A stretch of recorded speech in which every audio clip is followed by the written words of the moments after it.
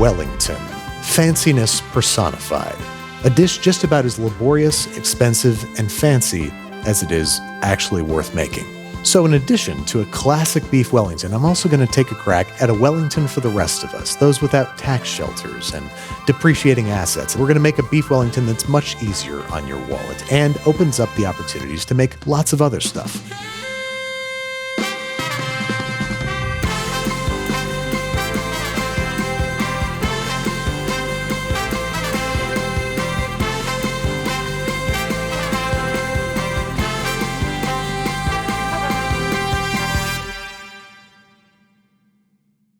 This episode is sponsored by Challenge Dairy, the new butter in my kitchen. Challenge, the butter with the elk on it, has innovated the way we use butter. They have these cubes in 4 tablespoon chunks, so you can throw one into your mac and cheese, your baking, your finishing sauce. The convenience and quality of this stuff is worth it. Today I'm using it in a number of ways, from the most important piece, the puff pastry, to the fillings to the sauce. For more info on Challenge and find yourself some butter cubes, scan the QR code or head to the description. To conduct this experiment, I have 2 very different cuts of beef. This guy, a USDA Choice I-Round Roast, costed all of $18.15. The I-Round Roast is one of the least desirable cuts of beef, I think, in existence. It is tough and dry. So to make a Wellington out of this is an inadvisable idea. Then for the fancy version, I went to one of my favorite butchers, Della Pietra's here in Brooklyn, and I got a 30-day dry-aged Chateaubriand. This is a center-cut beef tenderloin. The 30-day dry age is going to make it tender and, more importantly, flavorful. It's going to impart all these cheesy, funky notes. But I'm going to see if I can match the flavor, tenderness, and juiciness of this Chateaubriand that clocks in at exactly 10 times the price. What's the minimum net worth someone should have before attempting this dish? Well, I would say that it's very similar to the question one has to ask oneself when deciding how much to pay for rent. You generally do not want to pay more than 30% of your income on rent. And you generally do not want to spend more than 30% of your income on Wellington. I think that's a tune we can all dance to. This dry-aged Chateaubriand I am treating simply enough. Nothing but some good old-fashioned kosher salt all around the exterior of the beast. So I've wrapped this in plastic wrap. I'm placing this guy in a quarter sheet to prevent cross-contamination, and then I'm dry brining in the fridge for at least 2 days.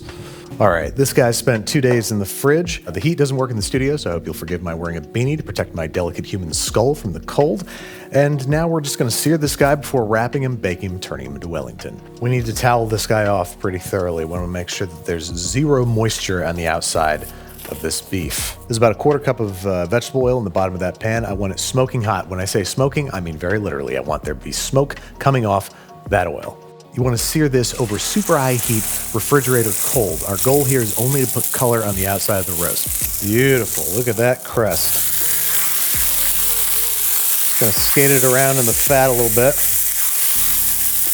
Look at that. Beautiful, perfect crust all the way around. Exactly what I wanted. Not cooked at all. Like, we didn't do any cooking here. We just seared. That's right where we want that to live. I'm going to let this cool off for just a few minutes before I put it in the fridge, because again, we want it refrigerator cold when it goes into our Wellington. Next up, the duxelles, or a traditional mushroom pate. I have 1 pound of cremini mushrooms here that I'm going to rinse. Yes, that's right. Rinse. A lot of folk might tell you that if you rinse your mushrooms, you'll waterlog them. And that is not entirely true. Mushrooms, especially cremini mushrooms, button mushrooms, contain a huge amount of water that is going to release as they cook, so they're effectively going to boil anyway. Now, the only chopping I'm going to do is chopping off the tough little woody ends of the mushrooms. Pound of mushrooms, cleaned and trimmed. If you're ever wondering what cleaned and trimmed means, here you go. You could just finely chop these, but to get a food processor, this is going to make quite literally short work of these mushrooms. Wholesome at first. Circulates the mushrooms better so they get more chopped. 2 minced shallots that I don't think I minced quite finely enough. Like I said, all this is going to boil basically, so we don't have to worry about burning those shallots. Nice finely chopped shallot and mushroom mixture, which we're going to saute straight away. Into that same cast iron pan goes one of our handy dandy Challenge butter cubes. Each cube is 4 tablespoons, just about the right amount for this job. Let's add our mushrooms. These are going to take a while because all the moisture needs to cook out of them. Another way to speed up the process a little bit is to lightly salt them. That butter's salted too, so I'm going to stop right there. I don't want to over season. It's going to help draw out that moisture, help these cook a lot faster. Look at all that f***ing water now. See what I said? Once it cooks off, all that's going to be left is mushrooms and butter and shallots in the pan, so that's when it can start browning. You know, mushrooms are a lot like people in that they love time. Isn't there never enough time in your day? Well, mushrooms feel the same way. But I'm also going to throw a little bit of rosemary in there because they do like rosemary. Rosemary is a much stronger flavor than thyme, so I'm just going to do a teaspoon of fresh thyme and a quarter teaspoon of fresh rosemary, finely chopped. Now at this stage, when they're starting to dry out, now is when I'm going to add the herbs. I might need a little liquid to release these off the bottom of the pan because see this stuff right here? That is going to burn. I think it's time to flame. The safest way to do this, kill the heat, add our bit of cognac, light it up. You really don't need to do that. It's really just for show. But boy, does it put on a show. Now the only thing left to add is a half cup of heavy cream. This is going to thicken and tighten the pate. A little bit of salt. That's why you want to season minimally up until this point because you see how much they've reduced by. And there's our mushroom duxelles. I'm just going to spread this out so it cools as quickly as possible. Sandwich this parchment paper over top just to prevent it from oxidizing. Again, it's really no big deal, and more color would not necessarily be a bad thing. So I don't know why I'm doing this, but this is going to cool completely. We don't want anything warm going into our pastry. With the inflation we've been experiencing recently, what do you think this Wellington will be worth by the time of serving? That's a very droll question, to which I do not have the answer. The economy is a terrifying mystery to me. Me too, brother. All right, time for the hardest part of your day, puff pastry, because it's expensive and you're living under the constant looming threat of ruining your entire dish. There is one advantage to this. Normally when you unwrap puff, if it's too cold, it'll crack at the folds, but this is so thawed that it should not be an issue. We need to roll this out so that it's at least 4 inches wider than the Wellington. And this guy, I'm gonna put back in the fridge until we're ready for it because we want everything to be as cold as possible at all times. Now, traditionally, the whole Wellingtonian affair is held together using a crepe, or a very, very thin pancake. This is to sort of hold everything together inside and also act as a moisture barrier between the meat and the puff. That's definitely the classic and classiest way to go, probably. But I like J. Kenji Lopez Alt's move here, which is to use a single sheet of phyllo dough. We're now going to shingle some slices of prosciutto. Before this phyllo gets too dry and cracked, we need to spread out our duxelles. There we go. Now all there is left to do is grab our beautiful filet of beef, and we're just going to thoroughly brush it down with Dijon mustard. Now we're going to very carefully, a little bit at a time, start rolling this sucker up. Use the plastic wrap, use the table to pull it super tight. Now we're going to fridge for about 30 minutes before putting it in the puff. Okay, we have our plastic wrap down, place our puff pastry on it. I'm going to brush the inside of this in hopes that it's going to create less of a gap between it and the roast. So that's where it meets right there. I'm going to snip off the excess. I'm just going to sort of pull and stretch and pinch the dough. It doesn't have to be pretty because it's going face down. Press in the sides, almost like you're wrapping a gift. Wrap it in the plastic wrap, like so. Now, this tight little package is ready to go in the fridge for 1 hour. Time to try something I've never done before. That is make a pastry lattice and use this specialized tool, a lattice cutter. We're gonna hold it and press on. And that should leave us with a decorative lattice work.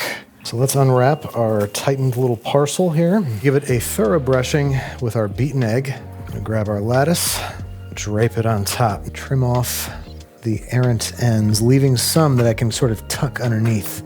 I've never made one of these before, and darned if it isn't classy as all get out. There you have it, a latticed beef Wellington. That is looking nice and super duper Anglican, if you ask me. I'm gonna put this in the fridge to let it set, otherwise these diamonds are gonna kind of slip and slide all over the place. So we'll put this in the fridge for about 20 minutes. Then we're gonna take it out, and damn it, we're gonna bake it. The time for chilling is over. Brush this down again with egg. Last but not least, we gotta hit it with some flaky finishing salt. 25 to 45 minutes, depending on the size and thickness of your oven, the humidity, the mood your mom is in today. Just keep an eye on it and temp probe it if you can. Beef Wellington is traditionally served medium rare. Why isn't it called beef mid-Rarrington? Look, I have no idea where the name Beef Wellington even came from, and I know that is categorically stupid. That's fair. Some juices and butter has leaked out, but we have ourselves a complete Beef Wellington. All right, that's getting at least 15 minutes to chill before I even think about cutting anything. Let's take a look. Oh yeah, rosy medium rare. You can see how just freaking insanely juicy that is. Garnished with some parsley. Oh, it's all tender and crispy and wonderful.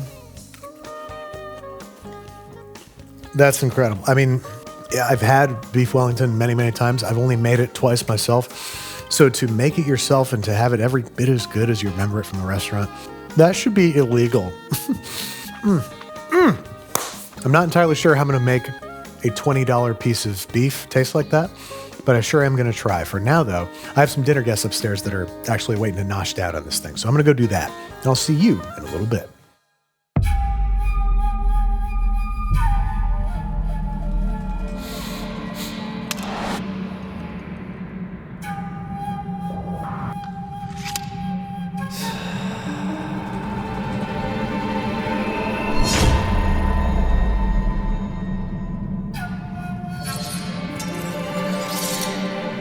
Babish cookware. Swear to me you'll only use it for good. An inexpensive Wellington seems a bit odd. Isn't the whole point for it to be elitist and exclude poor people? No. Where'd you get that idea? I don't know, it's called Beef Wellington. It just sounds like it's wearing an ascot, you know? Anyone can wear an ascot. They can? Yeah, man, I don't think you know how money works. So let's take a look at our $18 roast. The only thing I want to do is normalize it a little bit. It gets very skinny toward the end here. Try to even out this facade.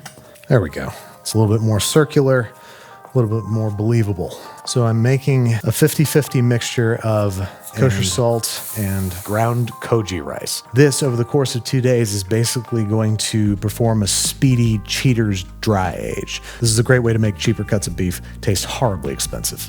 I'm also going to brush the whole roast down with a mixture of equal parts soy sauce and fish sauce. Basically, coat the whole thing down with umami bami. All right, so now I'm going to brush this guy down with our mixture of soy sauce and fish sauce. Screw brushing. What are we doing? What is this? The Sistine Chapel, koji, and salt mixture all over. Okay, that already looks oddly beautiful. So now this guy's headed into the fridge uncovered for 2 days. 2 days later, and here's what it's gonna look like. Definitely dried out a bunch, definitely changed in color. I'm gonna rinse off all this koji. We don't want any of the actual koji rice on there. Upon looking at this in the sober light of day, I feel like it's too big. I think that this fat cap, I'm making it too wide. I want it to be really nice and perfectly round. So I'm just gonna very carefully we've got flavor addressed. So now we need to address tenderness. And that means only one thing with a cut of beef this cheap and this tough and this dry, and that's sous vide. And I'm gonna sous vide it for just about as long as I've ever sous vided anything. I've got my sous vide set to 130 degrees Fahrenheit, wherein this beef is about to become a long-term resident for 24 hours. This is gonna be enough time to tenderize and basically gel the muscle fibers, turning it into something that's hopefully as tender as filet mignon. Sous vide, chamber sealers, koji. Are you sure this Wellington is accessible? You're right. This recipe calls for some very specialty tools and ingredients, all of which, when added together, will still cost less than an average Chateaubriand. So even though you're having to shell out to make the base recipe, then you're left with a sous vide and koji and other nice things that you can put to use for the rest of your life. Now onto the question of pastry. There are some great store-bought options like Dufour. This is an all-butter puff. If you go with Pepperidge Farm, it's made with shortening, which makes it vegan. That's fun. Not really useful in this context, but makes it vegan. So then the question becomes, do we make puff pastry. This stuff is expensive, about $10, and we could probably save half that price by making it ourselves at the cost of a scant 12 hours of effort. First up, we have to make our butter square. I have 450 grams of challenge butter, going with salted butter just to add another layer of seasoning there. And about a half cup of flour, plus about 2 tablespoons of red miso. This is going to do 3 things. It's going to add flavor, it's going to add color, and it's going to help the puff brown more quickly. 2 tablespoons worth. I'm making a double batch of puff here, so it's going to be a lot. Now we're just going to mix this gently until everything's smooth and evenly incorporated. I'm going to try to coax it into a square. I want probably a, say, 8 to 10 by 8 to 10 inch square. Now this guy's headed into the fridge for at least 30 minutes, probably an hour. I want it to be nice and firm, but not rock hard. Now for the lean dough, which is the dough that ensconces the butter block, which isn't going to be very lean at all because I'm going to try this method from King Arthur Flour, wherein treats the lean dough as a pie dough with cold butter broken in throughout. You got 510 grams of all-purpose, 4 tablespoons worth of butter, cold out of the fridge, about a teaspoon and a half of kosher salt. Bust these guys up. I'm just basically flattening them and breaking them up into little pieces. Press them out flat and just let them break up into little flakes. Calls for 284 grams of ice cold water. Now this guy needs to be formed into a rough dough. Make sure you get all that flour incorporated. No dry flour remaining. But try to shape it into a square. I just want to get it out to roughly the same size as our butter square.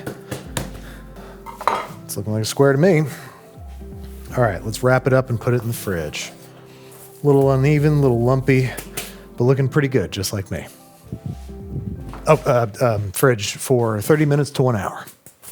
45 minutes later, we have ourselves some more flexible, ready to be rolled out into a larger square kind of dough. So I want to get this out to like 14 by 14.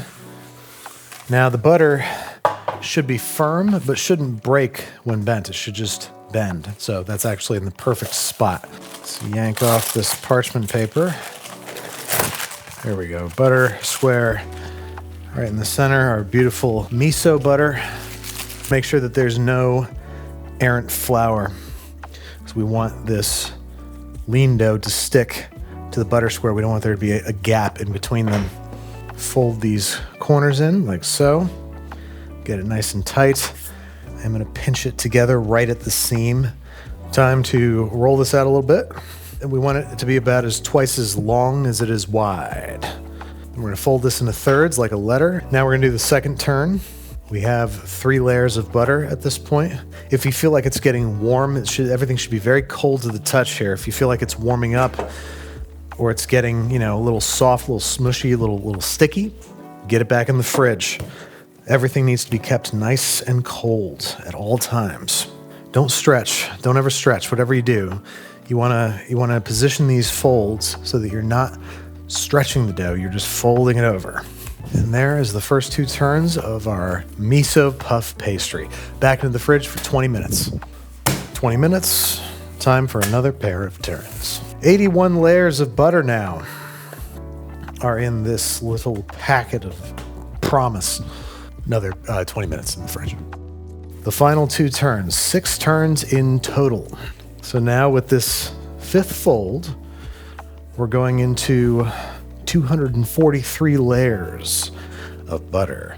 And there you have it, homemade red miso puff pastry. Now it's going to spend the night in the fridge before we even think about doing anything Wellingtonian to it. Let this be a potent and painful reminder that, not unlike pasta dough, puff pastry dough will start to oxidize in the fridge in as little as 48 hours, leaving you with something gray, slimy, or perhaps most cruelly, speckled because it looks kind of delicious. Let's make another one. Here we go, challenge. Actually, this is a great opportunity to demonstrate how, if you don't have a stand mixer and you want to make a butter block, easy peasy. All you need is your butter, your flour, and a rolling pin. Shouldn't have done that. But basically, we're just pounding the butter together until it's one uniform block, slowly incorporating the flour. That's all there is to it. Oh, I almost forgot to incorporate the miso. In fact, what I'll do is I'll just kind of paint that on, spread, and fold it in. Also, if you're going to use miso, use a stand mixer. This is a fool's errand to get this in here at this stage. God knows I'm going to do it, because who do you get to run a fool's errand? I'm putting this in the stand mixer. Now I got to make another lean dough, and I'm going to try something a little different. I'm going to use half all-purpose, half bread flour, which I'm hoping is going to strengthen things, because the pastry on the last Wellington almost blew out in the last 10 minutes of cooking. So I'm going to roll that a little thicker, and I want it to be a little bit more structurally sound. 24 hours later, 26 if I'm being honest, and here comes our eye-round roast out of the sous vide, and it looks delicious. All right, so now I'm going to put this guy in an ice bath to cool it off fast before I put it in the fridge to cool completely overnight. Okay, this guy's had the night to rest in the fridge. Now we must put him to work. So now I'm going to do an initial rollout because it's just so thick. So I'm going to try to roll it out to roughly the thinness of store-bought puff. I'm going to roll this out big enough so that I can cut it into 2 pieces. All right, this guy's going to go back in the fridge and rest before I roll him out any further. Now onto the duxelles, and this time I'm using a 50-50 mix of cremini and shiitake mushrooms. The shiitakes are going to bring a much stronger, more savory flavor. 4 tablespoons of challenge butter, 2 large shallots here that I've properly finely minced. Get some nice caramelization on there. Let's crush in 4 cloves of garlic. Let's add our mushrooms, along with a hefty pinch of salt. This is unsalted butter I'm using this time, so I'm going to season it pretty liberally. Same procedure as last time. Cooked down the mushrooms, deglazed and flamed with cognac, added heavy cream, added herbs, seasoned with salt and pepper. But this time I added a half teaspoon each anchovy paste and Marmite, both huge sources of natural glutamates. So what does that make it taste like? It's incredible. That tastes like beef. That tastes like, at the very least, it was made with beef stock, letting cool completely before putting to good use. Now for the main event, our sous vide eye-round roast. But now we need to sear it. All right, oil's smoking. Let's lay it down. Oh, it's so rigid. I'm sure it's getting plenty of fat exposure here. All right, nicely browned all over. Now we're gonna put it back in the fridge, let it cool back down to fridge temperature. All right, 45-minute rest. Let's start rolling out our puff. Let's trim this down into a much more respectable rectangle. This one is just for decor, so it doesn't really matter if we have nice hard edges on this one. There we go. Insulate them with a sheet of parchment. All right, yeah, it's covered. Sweet, back in the fridge. All right, now we gotta do that annoying thing again where we shingle down prosciutto that does not want to be shingled. This prosciutto is a nightmare. It is a waking nightmare. And when you know it, lucky us, we don't need to put down a crepe or a sheet of phyllo or anything, because this roast is already cooked, so it shouldn't expel any more juices, hopefully. I mean, in theory. Let's really tighten things up. All right, now this guy's headed back into the fridge to firm up about 30 minutes. Okay, here we go. I'm gonna give this guy a light brushing on the inside. All right, pull it nice and taut. Just cut right along here, pinch and press. Make sure that nobody blows out their bottom. God willing, that's gonna work. There we go, good and taut. This guy's going in the fridge. Meanwhile, we can design our lattice. And I hated that lattice cutter, I surely did. So where we're going, we don't need no stinking lattice. So I'm gonna use cookie cutters. That way we can do any shapes we want. Try to make as clean cuts as possible. Well, it's definitely not super pretty, but let's see if it takes us there. Let's give it our initial brush down. There we go. There we go. There we go. There we go. There we go. Okay, those are way too big, but whatever. There ain't no fixing it now. That looks very, very silly. Let's do a smaller square inside of each, or star. Let's do a star. I'm gonna Wellington the way that I want to. All right, that's ridiculous, but you know, so am I. It takes after its daddy. I think that this would win a county bake-off without breaking a sweat. I don't know about this one, guys, but I'm going for it. So say your prayers, because it's going into the oven. I'm not so sure this Wellington is going to go so well.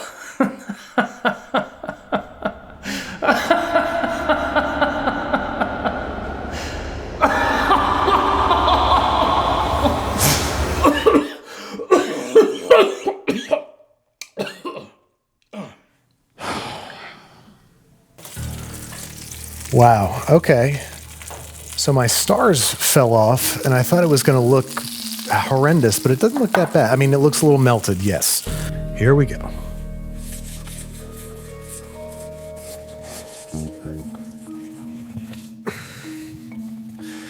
Come on, baby.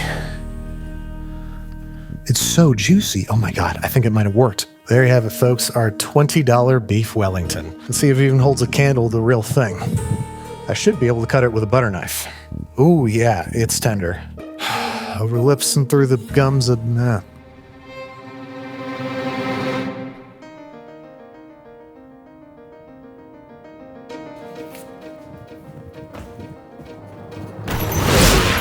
That's like indistinguishable. I don't believe it. The beef is so tender. It's not like crazy juicy, but it's not dry either. Whoa. Whoa. The beef, no joke, tastes slightly dry aged. Like it's got that slight funk, that's almost like a sweetness to it. It's incredible. I cannot believe that this was what's in New York City, a $20 piece of meat. Anywhere else it might be 10.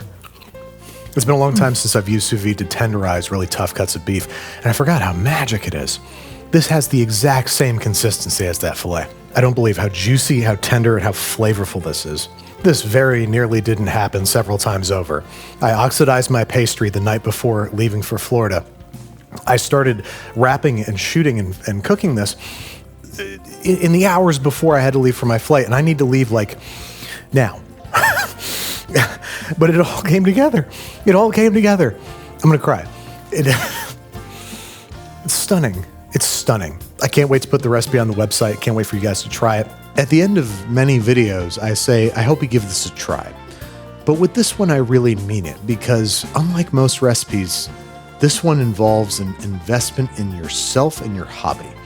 Not only will you be able to make an incredible high-end dish, but it will open up a whole host of culinary possibilities for you. Thank you so much for watching. I hope you enjoyed this episode, and I hope no matter what form it takes, you find a way to invest in yourself and your hobbies, because I promise you, you're worth it. I know that we just ended on a weirdly sappy note for an episode about beef Wellington, but I'm feeling weirdly sappy right now. Deal with it. I love you. Deal with it. Thank you to Challenge Dairy for sponsoring this episode. I have loved working with Challenge this year. Challenge is special because all their dairy farmers are in California and all the butter is made in California, meaning from cow to butter is no more than 48 hours. The convenience and quality of this stuff is worth it. With these new butter cubes, Challenge is perfectly portioned and ready to be grabbed for your next kitchen project. Think holiday side dishes, festive baking, and slow morning breakfasts. For more info on Challenge and to find yourself some butter cubes, scan the QR code or head to the description. What purpose does wrapping your meat actually serve? I always thought it was more fun with nothing in between. Indeed, it is more fun to have no barrier betwixt your meat and what the meat's going into. But, not unlike the entendre that you're clearly making, having no layer of protection can cause some unintentional discharge.